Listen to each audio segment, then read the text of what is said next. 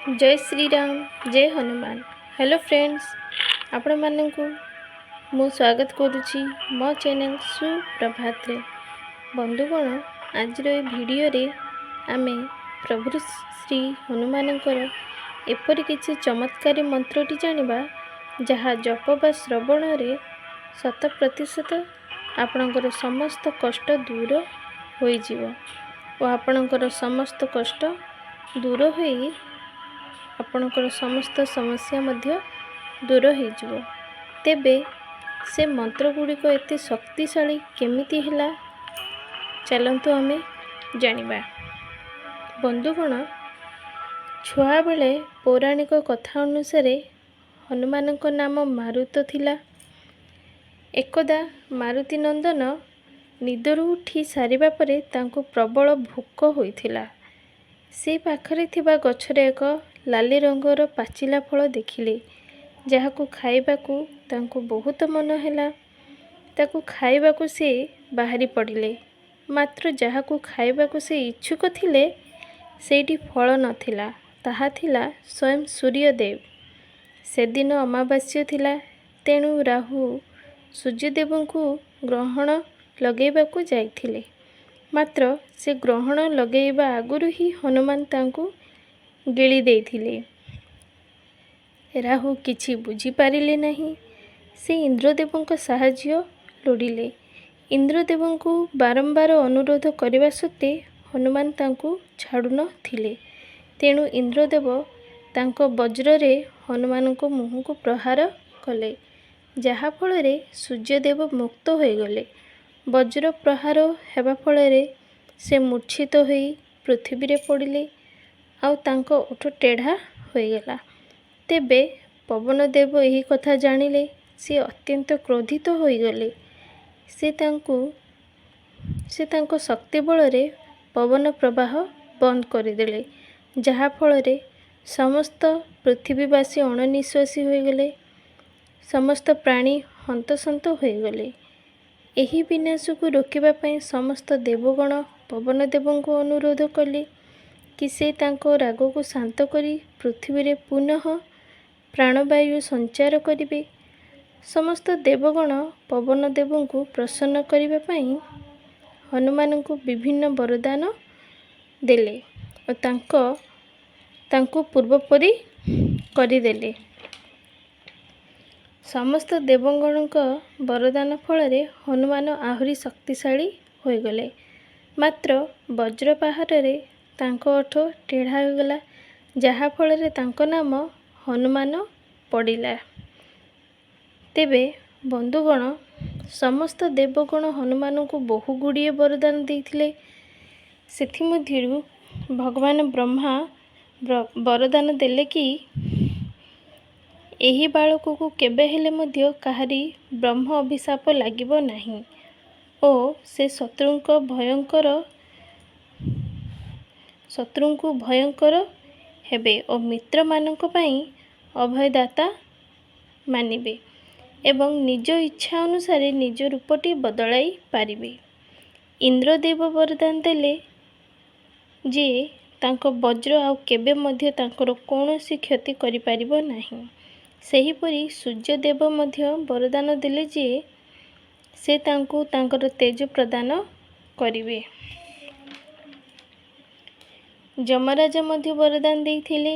जमराज कहिथिले, ए बालक सदा सर्वदा निरोगी होई रहिबो और मोर प्रचंड प्रकोपर मुक्त पाइब। महादेव शिव अभयर वरदान देइथिले। एही सबु वरदान पाइबा परे हनुमान कलिजुगर पूजनीय देवता रूपे परिचित होइगले। तेबे तुलसीदासଙ୍କ द्वारा लिखित हनुमान चालीसा को अगणित मंत्रर शक्ति सह तुलना करा जाइछि। तेबे आपण माने जदि हनुमान चालीसा नियमित रूप से पढ़ुछंती, तेबे आपणकर समस्त कष्ट दुख दूर होइजिवो तथा आपणकर घर सुख समृद्धि रे पूर्ण होई उठिवो। जदि आपण हनुमान चालीसा संपूर्ण पाठ करि पारु नाहंती, तेबे हनुमान चालीसार एही 5टी चौपाई को ବା ମନ୍ତ୍ରକୁ ଠିକ୍ ନୀତି ନିୟମ ଉପାୟରେ ଯଦି ଜପ କରିଦେବେ ତେବେ ଆପଣଙ୍କୁ ସମ୍ପୂର୍ଣ୍ଣ ପାଠର ଶୁଭ ଫଳ ପ୍ରାପ୍ତ ହେବ। ତେବେ ଆସନ୍ତୁ ଜାଣିବା ସେ 5ଟି ମନ୍ତ୍ର କ'ଣ। ପ୍ରଥମ ମନ୍ତ୍ରଟି ହେଲା ବା ଚପାଇଟି ହେଲା भूत पिशाच निकट नहीं आवे महावीर जब नाम सुनावे। अर्थात आपणकर कौनसी प्रकार डर रहुछि तेबे आपण एही चौपाईटी को 108 थर सकाळ तथा संध्यार जप करंतु, देखिबे आपणकर समस्त डर दूर होइजिव।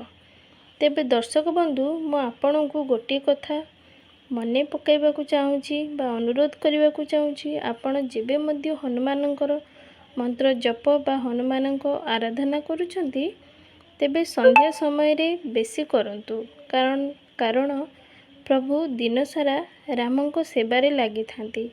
से संध्या रे आपणंक प्रार्थनाटी शीघ्र शुणिबे।